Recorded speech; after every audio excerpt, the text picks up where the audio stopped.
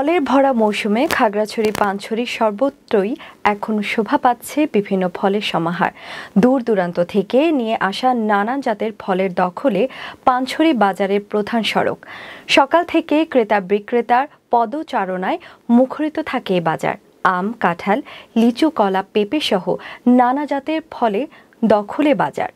সবচেয়ে বেশি পাওয়া যাচ্ছে বিভিন্ন জাতের রসালো লিচু। দেশি জাতের 100 লিচু 70 থেকে 80 টাকা, চায়না টু লিচু 140 থেকে 150 টাকায় বিক্রি হচ্ছে। দাম হাতে নাগালে থাকায় যার যার পছন্দের ফল কিনতে পেরে দারুণ খুশি ক্রেতারা। কয়েকজন লিচু বিক্রেতা জানান, গতবারের তুলনায় এবার ফলন ভালো হয়েছে, দামও ভালো পাচ্ছেন। পানছড়ি উপজেলা কৃষি অফিসার নাজমুল ইসলাম মজুমদার জানান, গতবারের তুলনায় এবার ফলের ফলন ভালো হয়েছে, তবে তীব্র গরমে সময়ের আগে ফল পাকা শুরু করেছে, তাই নির্দিষ্ট সময়ের আগে বাজার জমে উঠেছে।